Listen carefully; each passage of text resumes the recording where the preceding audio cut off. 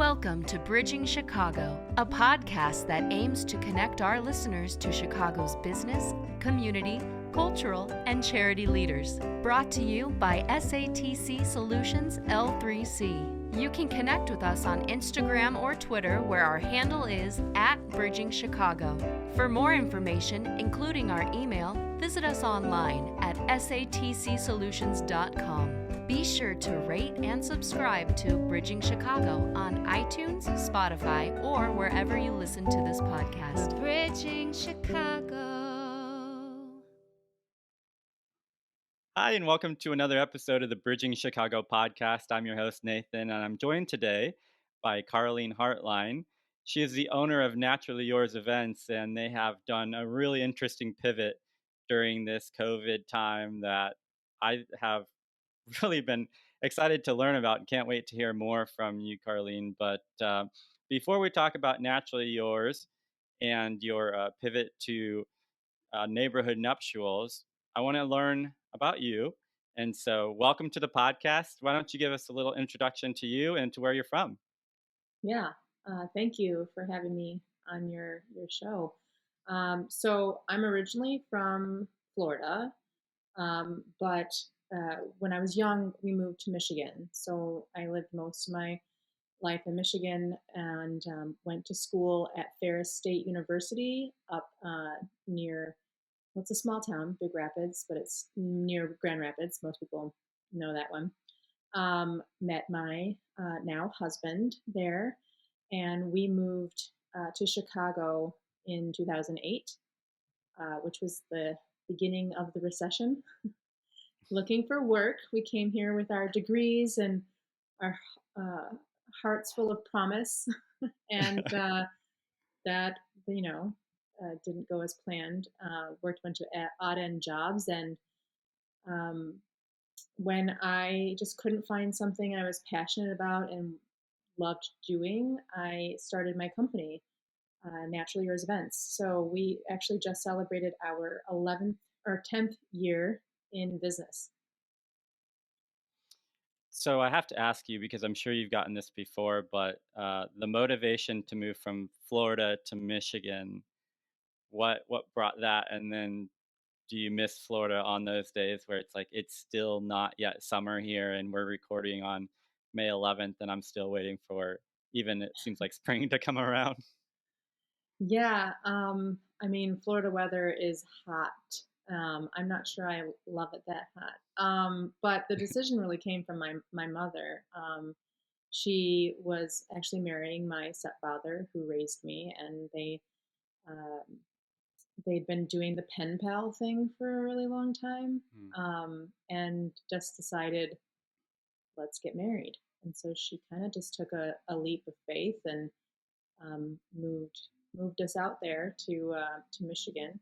And I grew up in Michigan pretty much since I was 6. So I'm pretty used to the cold weather now. Also, not a fan of the cold weather. If it could just be like fall all the time, that would be great. I do love me a pumpkin spice latte and a sweater, so Yeah, I agree. exactly. I read in your bio that you are a detail person, that you love details, you love lists. It's not something that people usually say. It's one of those like resume items where you're like, oh, I'm very detail oriented and whatnot. But was it from a young age that you really liked organization, details, and lists and such? Oh yeah, yeah. It was kind of intense. I mean, it's still a bit intense, but yeah, I'm definitely a list maker and detailed and organized. Have to have things just so. Yeah. It's funny. I'm raising a little girl, and I watch her. She's like 20 months old, and I watch her also just, if her rain boot falls on the ground, she'll pick it up and make sure that they are aligned. And I was like, oh my gosh, what have I created? Yeah. Your husband's um, probably like, great, another one. Another one. Exactly. Um, but yeah, no, I'm a Capricorn, so we liked structure and being organized and having plans. don't care so much for surprises. So I don't know if it was in the stars for me to be this way, or if just through my upbringing I became this way. But I do remember as I, especially as a teenager, um, whenever our friends would go out to the movie theater or something, like think back, I don't want to date myself, but a few years ago, before apps where you could reserve a seat at a theater, these midnight movie showings would really be you'd have to stand in line in order to get a good seat at the movie theater, and we didn't want it. We wanted a good seat to see like Lord of the Rings or some of our favorite movies. Yeah. I'm kind of a fantasy anime comic book nerd, but yeah. So like in high school, we had to stay in line and get the best seat, but there'd be like 20 of us that were going to see these movies, and we had to see them at midnight. We couldn't possibly wait till the next day. We had to see it at midnight of the day it was opening. So I would have these lists that are detailed and color coded to say like, all right, if so and so is picking up this person, but if their car breaks down, the backup plan is this Wow. car will come over here, and then Carlene gets the popcorn, Allison gets the candy, or whatever it is. We had to feed all of these like 20 people waiting in line to see the movie. We all had to sit together. We could not sit apart. It was optimal Wow. to That be yeah, together. that's a level of organization that I won't reach. So I Yeah, that's you always have to have that friend though that at least has some kind of plan, whether yeah. that sticks to it or not. But have something out there. And we enjoyed that experience. It was always a lot of fun. So I still have those printed lists. I saved a couple of them because it became kind of like this running joke of like, oh, Carlene and her lists.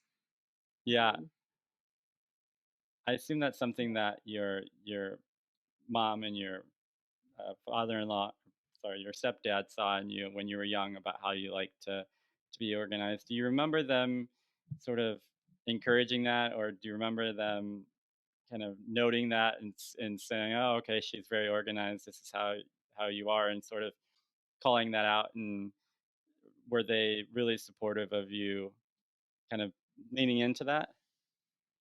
Yeah, I think for sure. And I think it was one of those things where they noticed really quickly that I was kind of the caretaker of the family. So, I was constantly given a lot of responsibility and, really, really took care of the family in a lot of ways that, uh, you know, maybe someone that age shouldn't have to do. But it was, I think, a really rewarding experience. It definitely taught me a lot, and I'm pretty close to my parents, probably because of it. I'm kind of my dad's caretaker now. His health is failing, so Okay. um, uh, you know, it's it's been a really great experience watching my daughter too become a more detailed and organized like I was, and it's kind of opening my eyes to like how my parents were when they were watching me grow and how they were fostering my environment and seeing my personality come out. And so it's been fun reflecting on that parent relationship now Yeah. that I have a child as well. Yeah, and I want to touch on that for just a minute, if we can. As an entrepreneur, as a parent, as a mom of a daughter, um, tell me about why it's important for you to encourage your daughter to be able to do anything that she wants, and sort of how you, in your parenting style, bring that out in her, and how you sort of see the things that make her who she is, and how you encourage her to do more of that. Yeah, that's a bit wild because I feel like it changes every minute. She's so young and she's just developing so rapidly. I'm now starting to see some of that personality come through in her. She's almost 2. Um, she's so silly and fun and very, very social. And I think one thing I had to um, try to foster in her is or allow her to tap into being social, because we've been in a lockdown, Hmm. and um, she hasn't had the chance to be with a ton of other kids. So a lot of what I'm doing now with her is we are part of a um, office shared daycare. So she's really been thriving in that situation, where she can see other kids, interact with other kids. We did some play dates, but as she continues to grow, and I start picking up on all of these things, really she's leading me. Um, I feel like every day I'm amazed by something new, where I'm picking up on her personality and on what she needs as a person. And I'm just sometimes it takes me a while to figure it out because I'm new at this. But Yeah. um, I'm opening up to her and listening to her, and she's you know telling me more or less like, hey, I'm outgoing, or I'm silly and playful. And Mm. so now one thing I'm doing is blocking off time in my day to allow for that. Because I am such a detailed, organized person that I have timelines in my day of, okay, this is what I work on. This is when I take, when I respond to emails. This is when I have client meetings. And so I'm like, I think I need to foster more playtime with my daughter. So, um, I'm adding in an hour now a day to really connect with her on that level, because I'm noticing she needs it. Yeah. So it's really for me. I think my struggle as an entrepreneur who is very busy, and now a mother, is really listening to her and being open, and um, allowing space for me to be able to give her what she needs as a person. It's interesting because I've heard from different people a lot of different ways that they kind of handle this, but I think one of the things that I have found really interesting is the things that they have said that haven't really worked for them that they've tried. And so for you, was that a difficult balance to strike between being very busy, being an entrepreneur, kind of going all the time, and making sure that you give that time to your family and to your kids and to your partner? Were there some kind of growing pains with that you had to go through? And then, Oh if my so, like gosh. what was that time like for you and your family? I'm still in the thick of that. Yeah. Um, I feel like for probably the last 4 years, I have been trying to figure out work-life balance. Um, and it's been a really big challenge. Every time I think, oh, I'm going to achieve it, um, something happens in the business. Um, and so I'm still trying to figure out. So maybe ask me in a month if my new plan of carving out, and structuring my day and carving out time. I'm setting an appointment with myself that, like, from 4 to 5 I play with Lyra, Yeah. my daughter. um I have to set these appointments with myself. I'm doing the same thing for, like, working out. I got to do something to get back into a healthy physical and emotional, state, while also running a successful business. But yeah, it's a constant struggle. I feel like when I first started realizing that something needed to change within my business, I would say this was probably like 2016 is probably when it started, when I was like, work life balance. That's a thing that I should do, Yeah. that I should have that. At first, it was like, okay, don't take every wedding or event that comes to you. Set aside at least one weekend a month. Um, that's your weekend off. And then, I was like, okay, this worked to a point, but it's insanely busy. I mean, I would stop counting how many hours I was working after I reached about 100. Wow. I was like, all right, I'm working a lot. In the summer months, it was a lot. a lot of work, a lot of hours spent working. Um, and so then the next year was like, okay, only take 2 or 3 weddings consecutively, always have at least one weekend off, only take a certain number of full planning clients or day of clients, because we offer different packages that range in the amount of time we spend with each couple or client. But even then, it was like getting better, and then like I said, something would something would happen where it would the business would demand my attention most. We've gone through some employee changes. We had some independent contractors kind of shuffle around, and then creating an environment for employees to grow. Mm-hmm. And then I got pregnant, and trying to figure out how is that going to fit into this, and it's been a struggle. And then of course the pandemic hit, so that threw a wrench in a lot of plans for work-life balance. Yeah. I mean, that is the thing where the pandemic has affected everyone on some level, and it's changed nearly everything. And I think that for entrepreneurs, it's like life always changes. The business always changes. Mhm. The way that you handle things always changes. Employees change, and so when you're the person who, you it stops with you. It's like, well, other people can say, well, someone else will make that decision, but for you, it's like, well, that's my decision to make, and Yeah. it's going to affect not just me and not just my immediate family, but other people as well. I think that this sort of year plus now that we've been going through is something that a lot of entrepreneurs have. They just have told me, like, this is just the way that things always are for me, is constantly changing and being flexible, because the most successful entrepreneurs are going to be able to do that really well.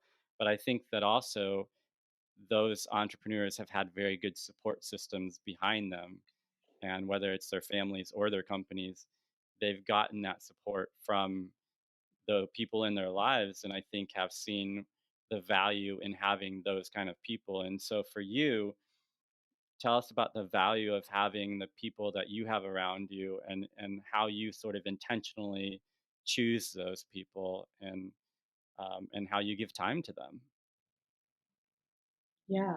Um, Giving time, that's always the struggle, right? As a small business owner, I would say the people that I give my time to are certainly my family, um, my daughter, my husband.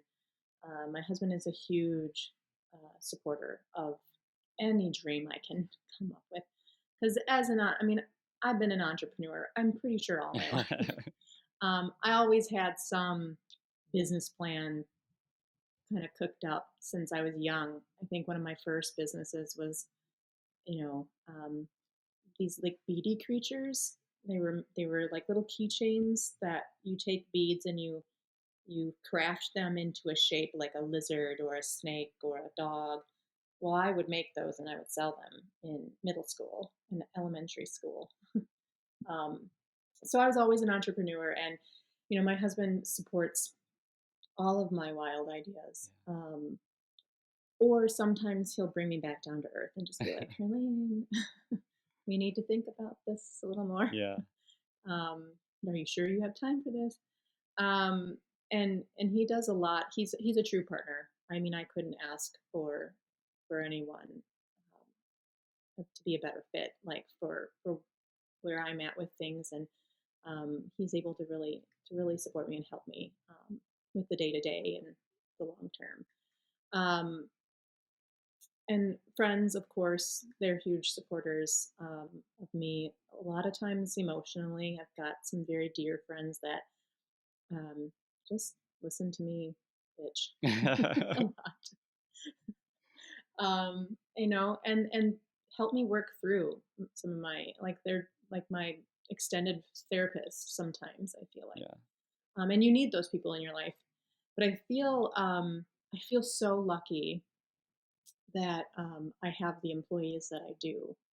Um, without them, I don't even know if I'd be speaking to you right now. I maybe would have folded this up a while Mm. ago.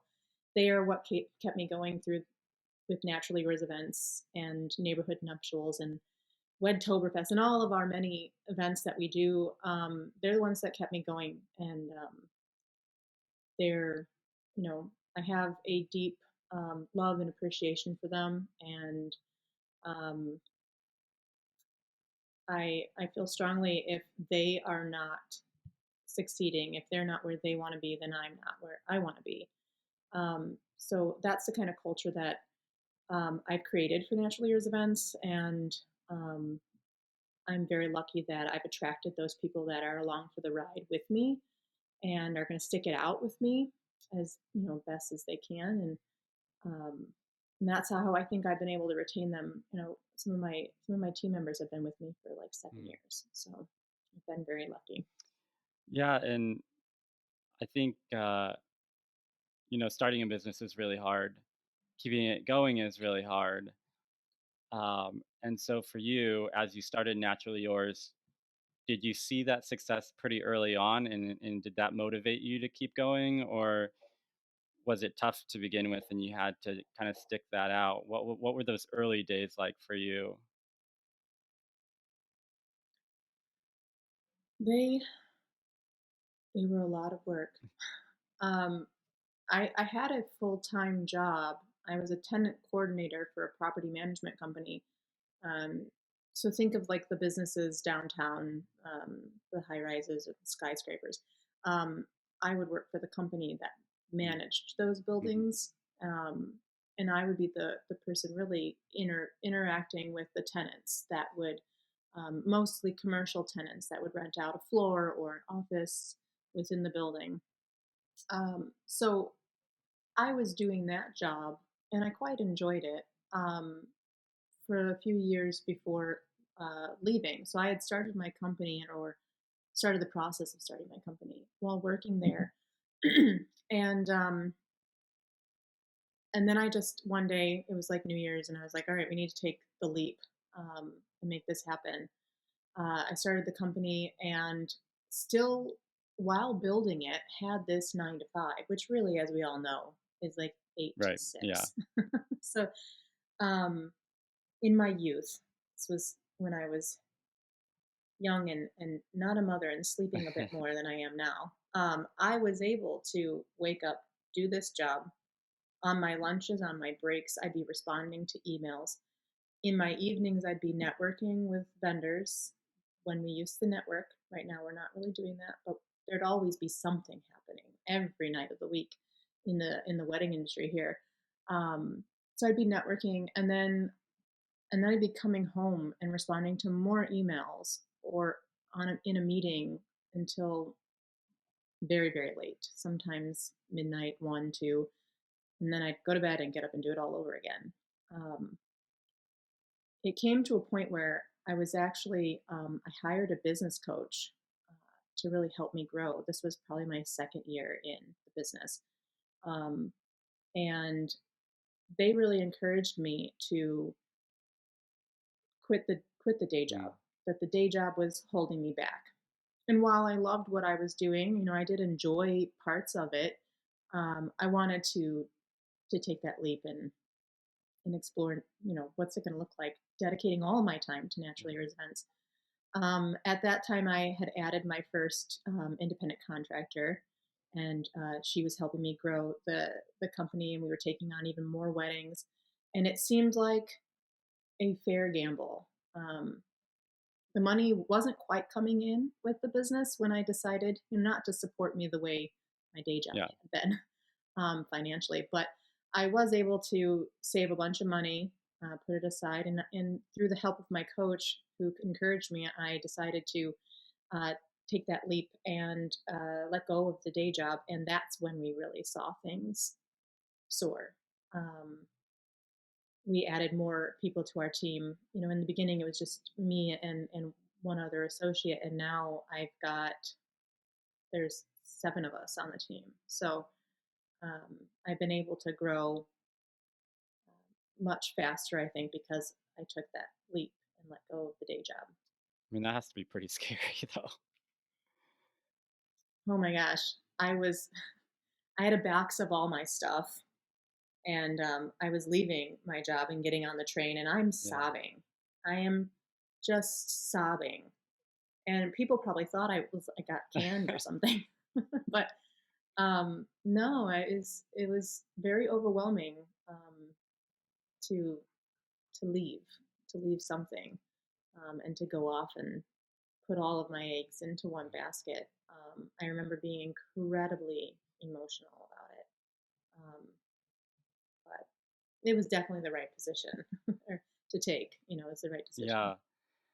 Yeah, I feel like you used to think of weddings and you would think of this like June to September timeline where weddings kind of happen during that time, and it's wedding season, and see every weekend you'd see weddings happen in the parks and in other spaces. But I think more now I've noticed that a lot of my friends are having weddings outside of that time also. So have you Hmm. seen the industry grow in that way as well? Are people kind of starting to venture more into having the fall or late fall or early winter weddings as well?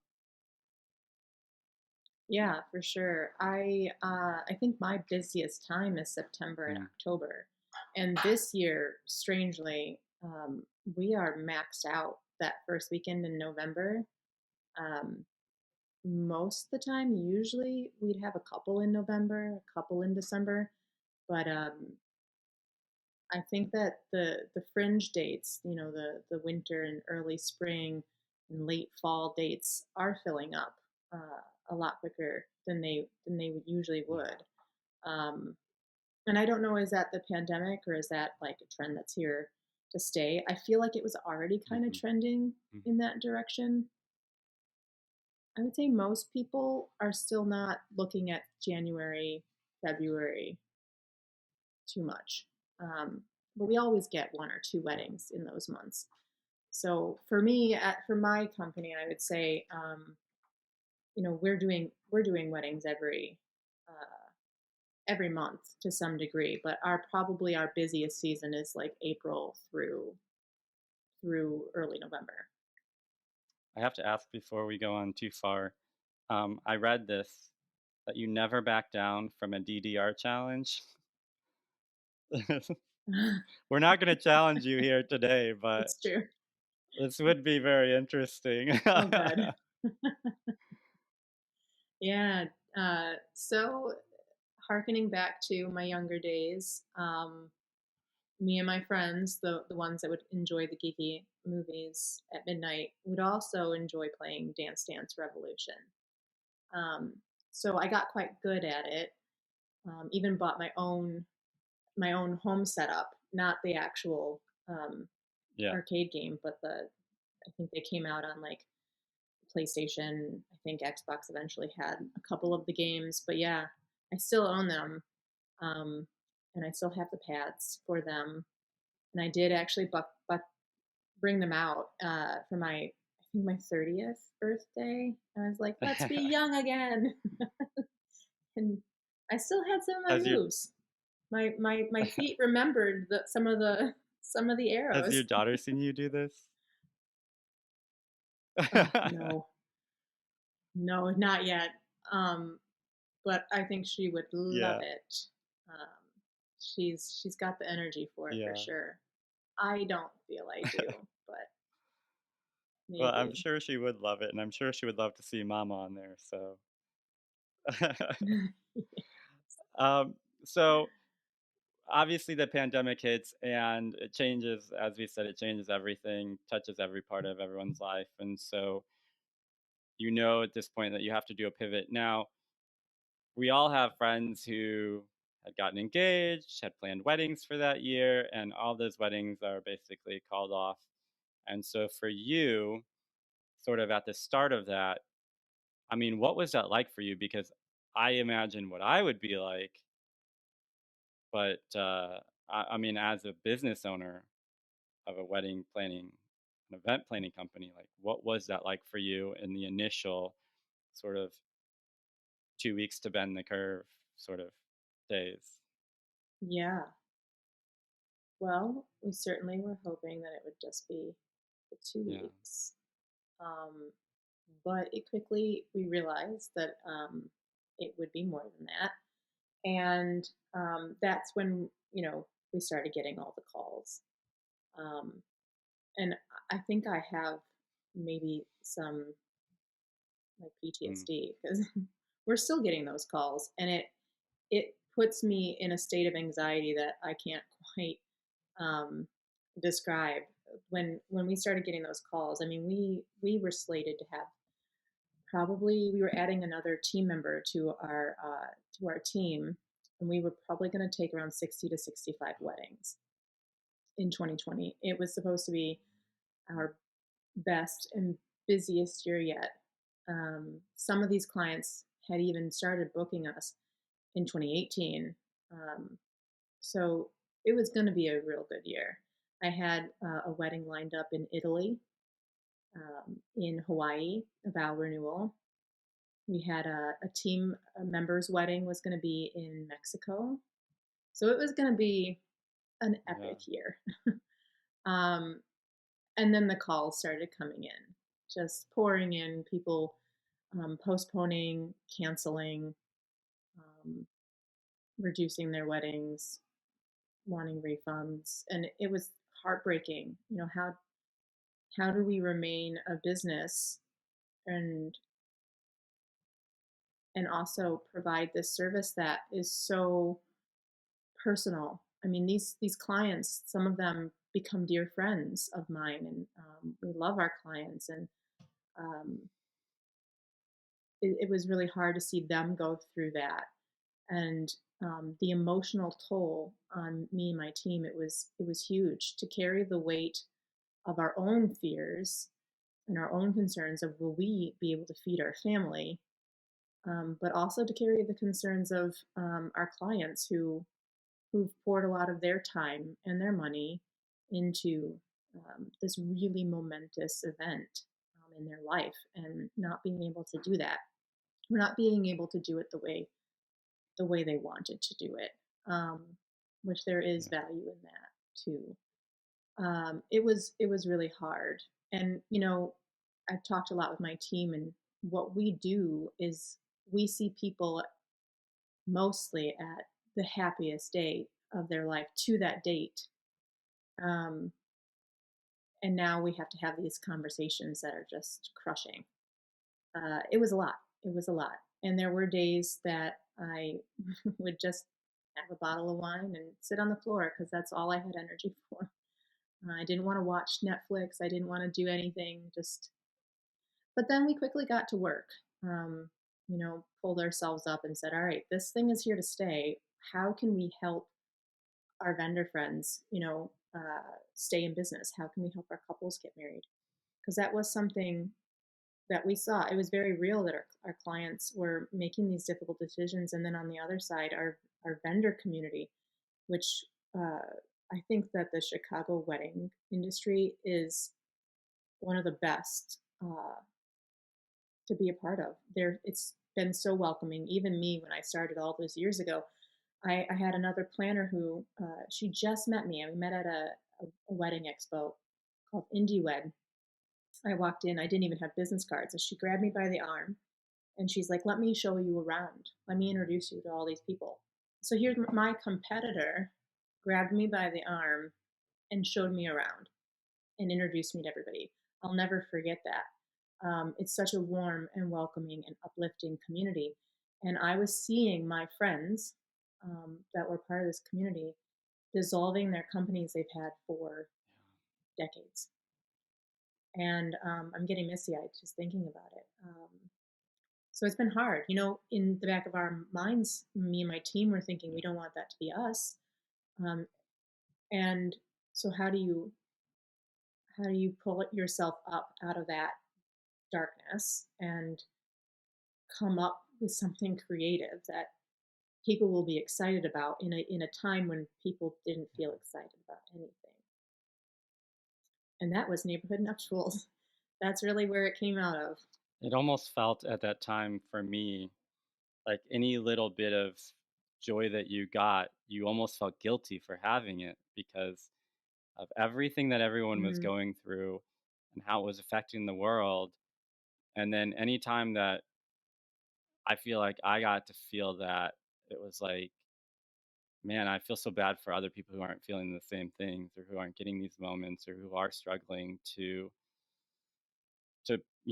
pay mhm. rent or are hoping that the government extended the moratorium on evictions and all these things and that Right. you know I think that I almost felt guilty. I did feel guilty a lot of the times, but then I got to officiate a wedding in November, and going into it I thought, this is kind of crazy, like, thinking about doing a wedding at this time is kind of nuts. But after the wedding, I was like, I'm so glad that we did that because to get to celebrate my friends and to get to watch people who are in love, you know, take that step, I feel like it made things like really good again. And it just reminded me that, eventually Yeah. on the other side, these things are there, love is there.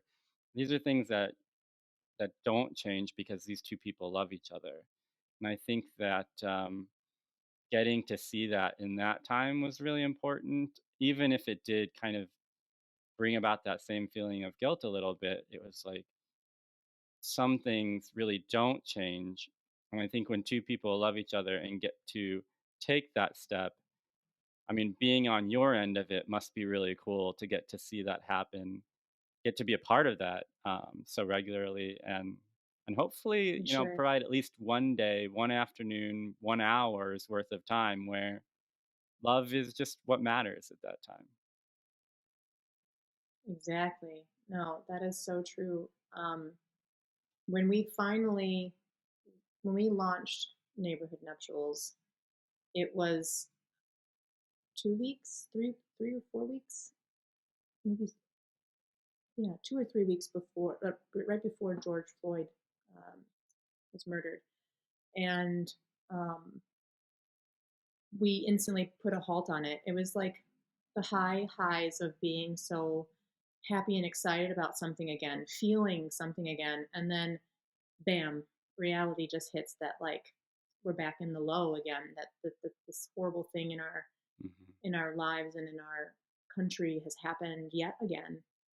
Um, and you pull yourself up, and we tried again. We launched it, and I feel like we were kind of soured on everything. It just the yo-yo of Yeah. happiness and defeat was so prevalent over the summer.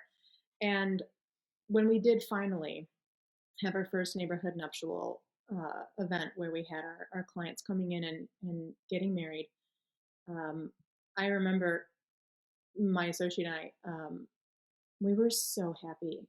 We were talking mile a minute, just so excited, and we forgot Yeah. that feeling of why we love what we do.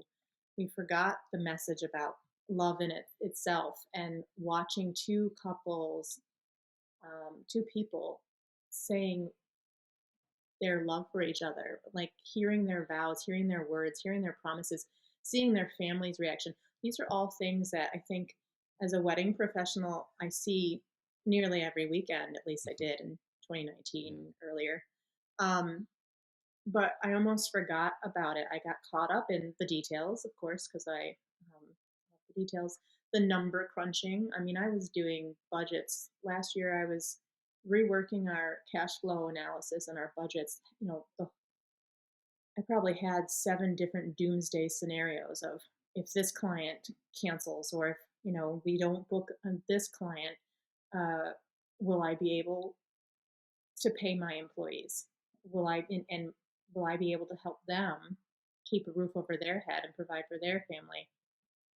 I had one of my employees was having her first baby, and um, that Yeah. there was a sense of responsibility of, it's not just my family that I have to care for and provide for. I feel a sense of responsibility to provide for my team's families as well.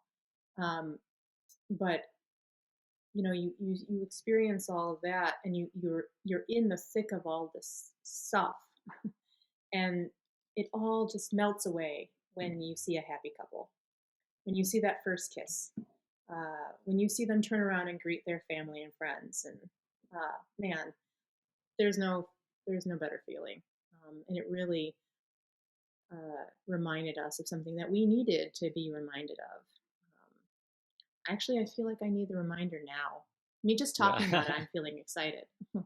um, my first wedding is of this year will be next weekend, and I am pumped to feel those feelings again, to feel the Yeah. warmth and the happiness, and um, to be able to take care of the client and provide for them, and make them happy, and see them happy, and see their family and friends celebrating.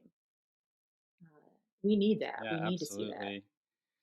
Well, let's not keep the suspense any longer. Let's talk about neighborhood nuptials because I think it's such a cool thing, and it's really, I mean, it's really creative. And so, why don't you share with our listeners what it is and how it came about? Out. Yeah. Um, so I shared a little about how it came about, and it really was just a brainchild of our my entire team, um, thinking, how are we going to make money? How are we going to keep everybody that we know? How are we going to keep them in business? I mean, not that Neighborhood Nuptials saved everybody's business last year, but we were trying to help. And then how do we help Chicago couples get married in a fun, memorable, sustainable, safe way? And we came up with this concept of neighborhood nuptials, to truly be kind of like a Las Vegas chapel style wedding. So think, you rent your chapel along with other people, in a day. Maybe these chapels can Mhm. they can do quite a few weddings in one day. But you rent your chapel, you say your I do's, and then you move on. Whether you're whatever wherever the couple goes after that point, that's what they do. Uh, so for neighborhood nuptials, it was that idea of this like Las Vegas style wedding, but not obviously not in Las Vegas, and a little more curated than that, and more sustainable and personalized. So what we did is, because we are an eco-friendly company, we wanted to focus on allowing couples to get married in their local neighborhoods. So we have partnered with different venues in a bunch of neighborhoods of Chicago. So we had two in the north side. We had some, like it was the Lytle House in Edgewater. We had Artifact Events in Ravenswood, and then on the west in Logan Square, we had the Joinery. We added May District on the south side. We even have been popping up in this year. We had the Chicago History Museum in Lincoln Park as well. So, of course, the West Loop, we had Ignite Glass Studios and the Fairleigh. So there was quite a few different venues that we partnered with in all of these neighborhoods, where couples, if they had a certain attachment to, or maybe lived in one of those neighborhoods, they could get married right where they live, work, play, um, love, all of that. They get the venue for an hour. So we are having multiple weddings back to back. So the couple could book the time slot that they would prefer, and they get the venue, the photographer for an hour, a planner, of course. We do have meetings beforehand to help them curate their day, um, and then we're there to execute the day. And they also have a beautiful backdrop to stand in front of to say their I do's. And they have their DJ that comes with the package. And the DJ is a really awesome feature that a lot of people don't think about. But who's going to play your ceremony music and your recessional when you walk down the aisle and you walk back? So they were a really, I think, great company to partner with. We absolutely love Cajun Aquarium. They also offer a really fun product called the Be There by Cajun Aquarium, and that is essentially an amazingly professional live streaming service. And they even take it a step further that they can handle some reception style virtual events. But we were utilizing them more so for the ceremony piece. So even though our service is meant for an intimate group, um, at the height of the pandemic, Yeah. we were really saying 10 people. Now that things are opening up, we are open to, probably no more than 30. Really, Yeah. it's supposed to be an intimate elopement or mini wedding, um, micro wedding, whatever the buzzwords are now. So it's meant to be that. But with Cajun Aquarium's Be There product, uh, they can allow live streaming, not Zoom streaming, but live professional, clear audio, clear video, to up to 500 guests. So if you've got other people that want to tune in to the wedding, couples can have their grandparents Mhm. from the safety of their own home watch them get married. And I've had those difficult conversations with clients who are like, my grandma can't be there. Well, Yeah. in this case, they can. So it's been really heartwarming to be able to have this service to offer to couples, and it's a very affordable price point at $28.50. You get everything you need to say your adieus. And we have other things too that people can add on. They can add on cake and champagne to really make it more special. They can add on more time if they wanted to, do something a little longer in the space. They can add on, bouquets and personal flowers like boutonnieres or corsages. Um, we even have partnered with vendors that are providing exclusive offers for hair and makeup and transportation, um, customized stationery, rings, everything. So, officiating services, we've really thought of everything that a client would need in order to make the day memorable and special and affordable and Yeah, safe. and I'm looking at your Instagram, which is Neighborhood Nuptials, and I mean it's just stunning what you're able to pull off in the context of the world that we live in, and these, as you call them, micro weddings, we'll say, these smaller weddings. But I mean, they just look amazing, and I think that one of the things that I really liked was that it's very, like, you don't have to wonder, well, what am I going to pay, or like, can I stay within budget, or can I still get that Mm-hmm. wedding feel, that big wedding feel, that special day, and still stay within, this budget and within the confines of what the state and federal regulations are allowing right now. Like, you've really taken out a lot of the Mm-hmm. guesswork, because your team has obviously put in a lot of work to make sure that it ticks all the boxes. Because when I'm Mm-hmm. looking at your Instagram, it's like, man, Exactly. these couples are still loving their day, just doing it in a little different way. Mm-hmm. That's exactly what we wanted. I eloped. Go figure, the wedding planner that elopes. We did definitely have a party afterwards, but I know what the inside of the courthouse looks like when you're saying your I do's. Uh, I found it in a lot of ways to be romantic and exciting. Here we are eloping at the courthouse. There's definitely a feeling. It was an amazing feeling. But, you get your pictures Yeah. back and it's Yeah. fluorescent lighting and beige walls. And, um, I think a lot of people, maybe there's an appeal to the courthouse of, not having to spend the year plus planning your wedding and the 40, 50, 60, $100,000 on a wedding. There's a lot of appeal to just going and getting married and eloping. But I think a lot of couples, they still want that to be special. And whether they want just the two of them at their wedding or a handful of family and friends, I wanted to make it special for them, for these couples. Um, there's just not really something. There's not a lot out there here in Chicago for something like this, and I think that this idea can be something that's here to stay. Because I got married in 2016, and a couple of my employees also eloped. So Hmm. before the pandemic was even a thing. So um, I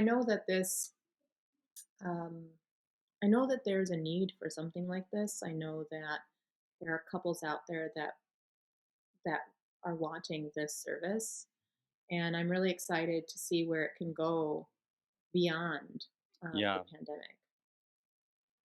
Yeah, I Hopefully, it's think an so because I idea think that's here to people are stay. starting to realize a little more and more about what's really important. And obviously, your wedding is very important, but I think more so than saying, like, okay, well, Hmm. do I have this kind of fish or that kind of chicken dish? It's like, well, maybe it doesn't matter as much. Maybe it Hmm. matters more who you have there, and that you get to remember everything about the day that made it important for you, having your family and friends together, getting to dance to the fun music and all those things, because I think a lot of people come out of the wedding Right. saying, like, what, I don't even know half of what just happened there. But That's so I true. I want to touch really It's quickly so true. on one thing that I noticed in these is that seem to be a very inclusive company, and so it doesn't matter really who the two people are, as long as you're in love and as long as you want to work together to make the day as special as possible. um, I really appreciate the inclusivity of your organization. And was that something that was really important for you, or was it something that just kind of the way that you design things to be, it just kind of naturally happened to where any two people who are in love and who are committed to each other want to get married can do that with your organization? Yeah, I it was from day one important to me. There were several things I think that were important to me when I founded Naturally Yours Events, and that being one of them. So I come from Michigan, like I mentioned, and in Michigan, I did work for a photography company, and I wasn't necessarily the photographer. I have an eye. I like to joke with friends and family, but no training, so I'm not like an actual photographer. But um, I did work for one, and I was their kind of like day of bride de-stressor. Is really I was the bride's assistant, um, and I wasn't there. I didn't see a single lesbian or gay trans couple. I do think my experience there was very very typical of small town Michigan, and I remember um, walking away feeling like weddings were such a racket. That these couples were making decisions that didn't really resonate with them as people.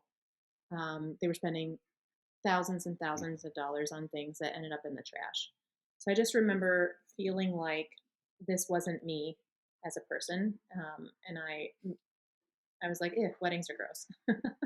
So, flash forward, I go get my degree in advertising. I come to the big city looking for, to be the next Mad Men kind of job.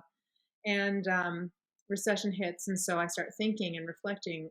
And I kept coming back to weddings and to events and remembering the good things that I liked of that position that I was in, um, and what I would change. And 100%, I knew that Naturally Yours Events would be a sustainable company, a mindful company, um, and celebrating love and life and all of it with intention. And I think you can't have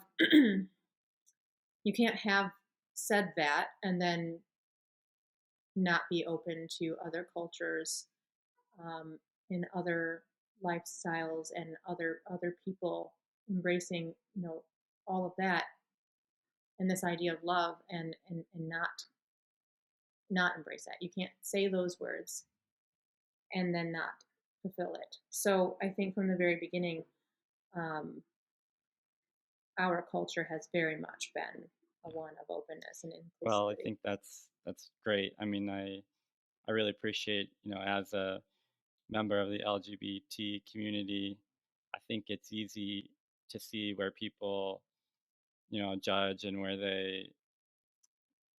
it's difficult sometimes, because you go into this space not Mhm. knowing if they're going to be welcoming and if they're going to be excited for you and if they're going to do their best job, just as they would with any other wedding. And so I always appreciate when people understand that, Right. you just want to celebrate love the same way that everyone else is. And so, uh, yeah, thanks for that. That's amazing.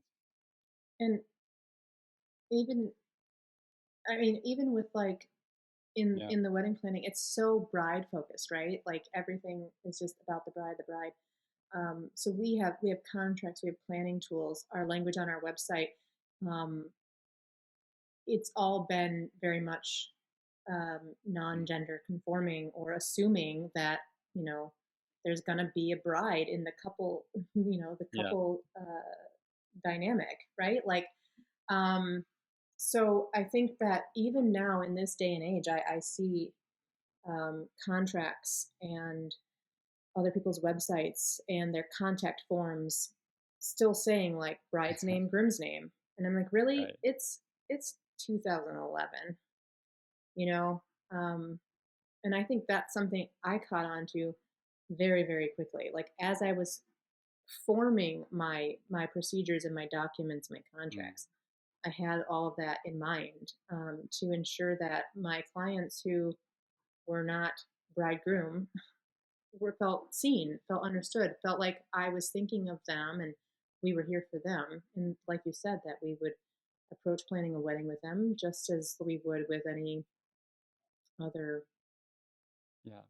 you know, heterosexual Yeah, couple. well, that's pretty awesome. I love just the creativity and the hope and the passion behind all of what you're doing, and so I think it's great. I've definitely enjoyed our conversation today. I think that, hopefully you've inspired our listeners to just have some, just look forward to wedding season and have some fun getting to see family and friends celebrate love again, and know that, yes, very safely Safely. following all CDC guidelines, because that's very important, and we want to make sure that we get to do this for a long time, right? So that's how we get to do it. So, um, Yeah. thank you so much for joining us today, Carlene. It's been great. We want to make sure to let people know that they can visit naturallyoursevents.com or neighborhoodnuptials.com to check out what you're doing if they're looking to plan an event. You got a lot of options, and so you can visit either one of those two sites to connect with Carlene. And of course, we'll put your social media sites along with the podcast release. So we'll make sure that people know how to get a hold of you. But I really want to thank you for your time today. It's been really great. I've enjoyed it, and I know our listeners will too. So thanks for joining us. Yeah. Thanks for having me. It's been awesome. You made Thanks for listening to this episode of Bridging Chicago, as produced by the SATC Solutions Center. Nothing contained in this podcast shall constitute financial, investment, legal, and/or professional advice. No professional relationship of any kind is created between you and the podcast host or guest. You are urged to speak with your financial, investment, or legal advisors before making any investment or legal decisions. Furthermore, the opinions expressed in this podcast are not necessarily the opinions of SATC Solutions Center, SATC Law, or any of its employees. This podcast is created by the hosts and guests' individual capacities. All opinions on this podcast are or have been rendered based on specific facts, under certain conditions, and are subject to certain assumptions and may not and should not be used or relied upon for any other purpose, including but not limited to, or use in or in connection with any investment purposes or legal proceeding.